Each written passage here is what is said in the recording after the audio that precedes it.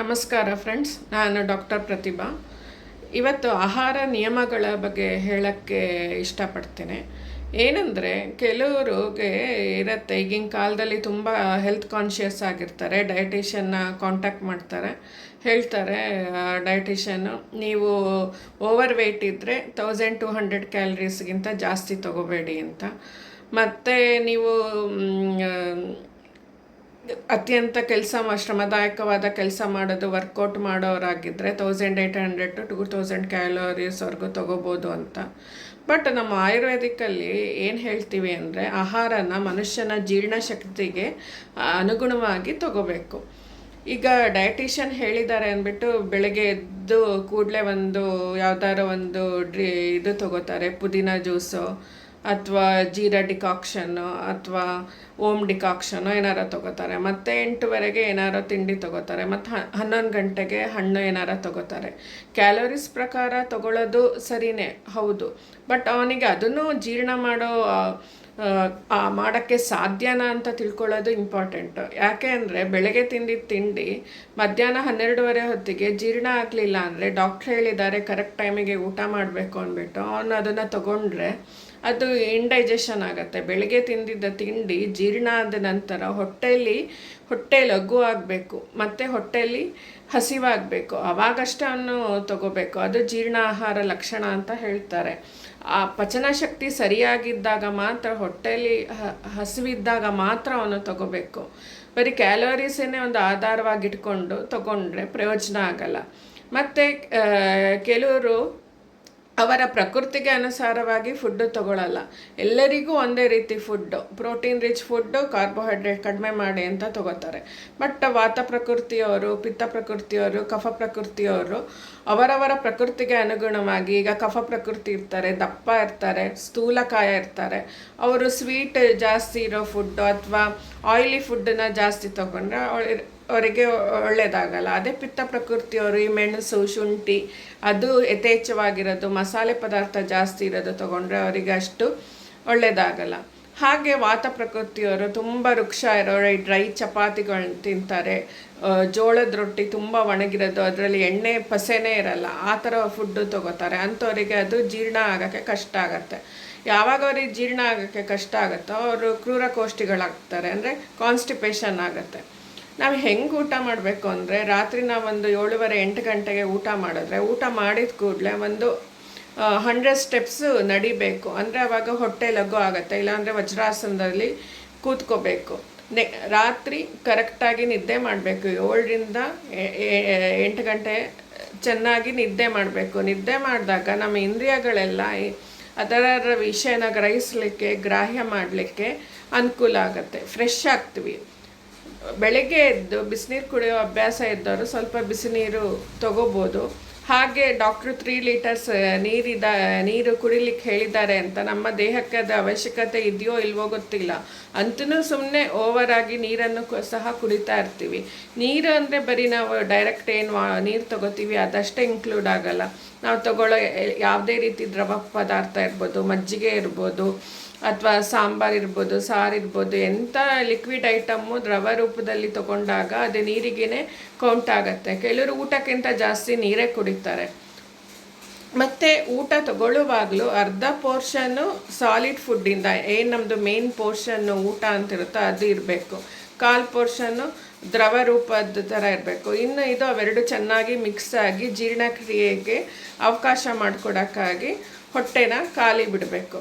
ಮತ್ತು ಊಟ ಮಾಡೋಕ್ಕಿಂತ ಮುಂಚೆ ಯಥೇಚ್ಛವಾಗಿ ನೀರು ಕುಡಿಯೋದು, ಊಟ ಆದಮೇಲೆ ತುಂಬ ನೀರು ಕುಡಿಯೋದು ಅದೆಲ್ಲ ಮಾಡಬಾರ್ದು. ಊಟ ಮಾಡುವಾಗ ಒಂದು ಸಿಪ್ಪು, ಈ ಮಿಕ್ಸರ್ನ ಗ್ರೈಂಡ್ ಮಾಡುವಾಗ ಅದು ಫೈನಾಗಿ ಗ್ರೈಂಡ್ ಆಗಲಿ ಅಂತ ನಾವು ಸ್ವಲ್ಪ ನೀರು ಹಾಕ್ತೀವಿ. ಹಾಗೆ ಸಿಪ್ ಬೈ ಸಿಪ್ಪು ಒಂದು ಚೂರೇ ನೀರು ಕುಡಿಬೇಕು. ಆವಾಗ ಅದು ಚೆನ್ನಾಗಿ ಅಗಿದು ತಿಂದಾಗ, ಚೆನ್ನಾಗಿ ಅಗಿದು ತಿಂದಾಗ ಅದು ಆ ಸಲೈವ ಜೊತೆ ಚೆನ್ನಾಗಿ ಮಿಕ್ಸಪ್ ಆಗಿ ನೀಟಾಗಿ ಜೀರ್ಣಕ್ರಿಯೆ ಸರಿಯಾಗಿ ಆಗುತ್ತೆ. ಆವಾಗ ಮೋಷನ್ನು ಕೂಡ ಚೆನ್ನಾಗಾಗಿ ಹೊಟ್ಟೆಯಲ್ಲಿ ಲಘುತ್ವ ಆಗುತ್ತೆ. ಮತ್ತು ನೆಕ್ಸ್ಟ್ ಡೇ ಬೋವೆಲ್ ಚೆನ್ನಾಗಿ ಎವ್ಯಾಕ್ಯುಯೇಟ್ ಆದಾಗ ಹಸು ತಾನಾಗೇ ಬರುತ್ತೆ. ಯಾವಾಗ ಹೊಟ್ಟೆಯಲ್ಲಿ ಡಿಸ್ಕಂಫರ್ಟ್ ಆಗುತ್ತೋ, ಬ್ಲೋಟಿಂಗ್ ಆಗುತ್ತೋ, ಹೊಟ್ಟೆಯಲ್ಲಿ ಗ್ಯಾಸ್ ತುಂಬಿದಂಗೆ ಆಗುತ್ತೋ, ಆಗ ಏನಾಗ್ತದೆ ಅಂದರೆ ನಿಮಗೆ ನಿದ್ದೆ ಬರಲ್ಲ, ಒಂಥರ ಮಾನಸಿಕವಾಗಿ ಬೇರೆ ಬೇರೆ ಥಾಟ್ಸ್ಗಳು, ಯೋಚನೆಗಳು ಬರೋದು ಶುರುವಾಗುತ್ತೆ. ನೀವು ಗಮನಿಸಿ, ಹೊಟ್ಟೆಲಿ ಗ್ಯಾಸ್ ಆದಾಗ ನಿಮಗೆ ನಿದ್ದೆ ಸರಿ ಬರಲ್ಲ, ಮನಸ್ಸು ಒಂಥರ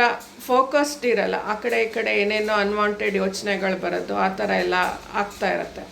ಮತ್ತು ನಮ್ಮ ಇಂಡಿಯನ್ ಸ್ಪೈಸಸ್ಗಳಿದೆಯಲ್ಲ, ಅಂದರೆ ಒಂದು ಪೆಪ್ಪರ್ ಇರ್ಬೋದು, ಶುಂಠಿ ಇರ್ಬೋದು,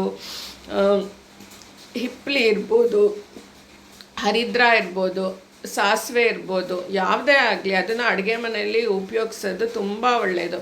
ಯಾಕೆ ಅಂದರೆ ಶುಂಠಿ ಜೀರ್ಣಕಾರಿ, ಅದನ್ನು ವಾತ ಮತ್ತು ಕಫ ಪ್ರಕೃತಿಯವರು ತಗೊಂಡ್ರೆ ಏನಾಗಲ್ಲ, ಜೀರ್ಣಶಕ್ತಿ ಜಾಸ್ತಿ ಆಗುತ್ತೆ. ಅದೇ ಪಿತ್ತ ಪ್ರಕೃತಿಯವರು ಅದು ಯಥೇಚ್ಛವಾಗಿ ಬಳಸಿದರೆ ಅದು ಎದೆ ಉರಿ ಬರುತ್ತೆ. ನಮ್ಮ ಪ್ರಕೃತಿಗೆ ಅನುಸಾರವಾಗಿ ನಾವು ನಮ್ಮ ಸಾಂಬಾರ ಪದಾರ್ಥಗಳನ್ನು ಉಪಯೋಗಿಸ್ಬೇಕು. ಅದೇ ಪಿತ್ತ ಪ್ರಕೃತಿಯವರು ಜೀರಿಗೆ, ಧನಿಯಾ ಅದನ್ನು ಉಪಯೋಗಿಸಿದ್ರೆ ಒಳ್ಳೆಯದಾಗುತ್ತೆ. ಅದೇ ವಾತ ಪ್ರಕೃತಿಯವರು ಹಿಂಗು ಮತ್ತು ಓಂಕಾಳು ಅದನ್ನು ಚೆನ್ನಾಗಿ ಬಳಸಿದರೆ ಅವ್ರಿಗೆ ಉಪಯೋಗ ಆಗುತ್ತೆ. ಪ್ರತಿಯೊಂದು ಸಾಂಬಾರ ಪದಾರ್ಥನೂ ನಮ್ಮ ದೇಹಕ್ಕೆ ಅದಕ್ಕೆ ಹೆಂಗೆ ರಿಕ್ವೈರ್ಮೆಂಟ್ ಇದೆಯೋ ಅದಕ್ಕೆ ತಕ್ಕ ಹಾಗೆ ಉಪಯೋಗಿಸ್ಬೇಕು.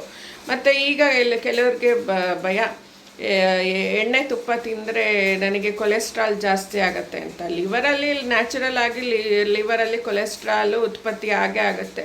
ನಾವೇನೇ ತಿಂದರೂ ಲಾಸ್ಟಾಗಿ ಡೈಜೆಸ್ಟಿವ್ದು ಅಲ್ಟಿಮೇಟ್ ಪ್ರೋಸೆಸ್ಸು ಶುಗರ್ ಆಗೇ ಮಾರ್ಪಾಡಾಗುತ್ತೆ.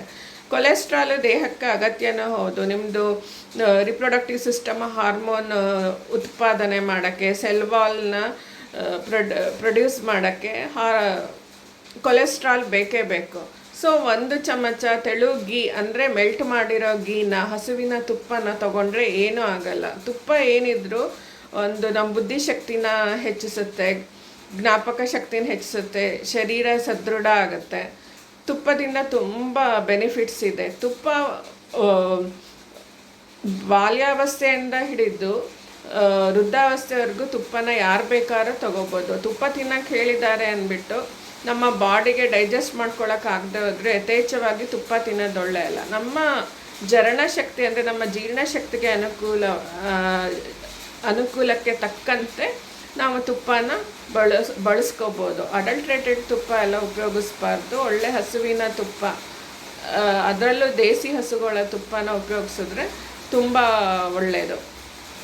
ಹಾಗೆ ಯಾವುದೇ ಇಂಡಿಯನ್ ತಿಂಡಿ ಆಗಲಿ, ದೋಸೆ, ಇಡ್ಲಿ, ಚಪಾತಿ ಇದನ್ನೆಲ್ಲ ನೀವು ಕಂಪ್ಲೀಟ್ ತಿನ್ನಬೇಡಿ ಅಂತ ಕೆಲವರು ಅಡ್ವೈಸ್ ಮಾಡ್ತಾರೆ. ಏನೇ ತಿಂದರೂ ಹಿತಮಿತವಾಗಿ ತಿಂದರೆ ಏನೂ ಪ್ರಾಬ್ಲಮ್ ಆಗಲ್ಲ. ಯಾಕೆ ಅಂದರೆ ನಮ್ಮ ಪೂರ್ವಜರಿಗೆ ಯಾವುದು ಸೂಟಬಲ್ ಇತ್ತೋ ಅವರೆಲ್ಲ ದೀರ್ಘಾಯುಗಳಾಗಿದ್ದರು. 90 ವರ್ಷ, 80 ವರ್ಷ, 85 ವರ್ಷ ಮಿನಿಮಮ್ ಅವ್ರು ಬದುಕ್ತಾನೇ ಇದ್ದರು. ಅವರಿಗೆ ಒಳ್ಳೇದೇನಿತ್ತೋ ಅದು ನಮಗೂ ಒಳ್ಳೇದಾಗತ್ತೆ ಅಲ್ವಾ.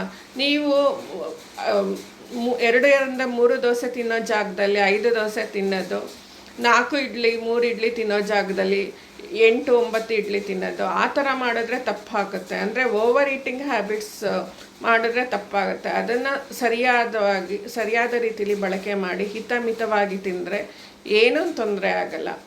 ಮತ್ತು ಚೆನ್ನಾಗಿ ಆಹಾರನ ಜಗದು ತಿನ್ನಲಿಲ್ಲ ಅಂದರೆ ಇಂಡೈಜೆಷನ್ ಆಗುತ್ತೆ. ಈಗ ವಯಸ್ಸಾದವ್ರಿಗೆ ನೋಡ್ಬೋದು, ಅವರು ಫಸ್ಟು ಹೇಳೋ ಪ್ರಾಬ್ಲಮ್ಮು ಒಂದು ಕಾನ್ಸ್ಟಿಪೇಷನ್ನು, ಮಲಬದ್ಧತೆ, ಇನ್ನೊಂದು ಹೊಟ್ಟೆ ಉಬ್ಬರ, ತೇಗ್ ಬರೋದು. ಇದೆಲ್ಲ ಯಾಕೆ ಅಂದರೆ ಅವ್ರಿಗೆ ಹಲ್ಲೆಲ್ಲ ಸ್ವಲ್ಪ ಸೌದೋಗಿರುತ್ತೆ ಮತ್ತು ಆಹಾರನ ಸರಿಯಾಗಿ ಜಗದು ತಿನ್ನಲ್ಲ, ಅಗದು ತಿನ್ನಲ್ಲ.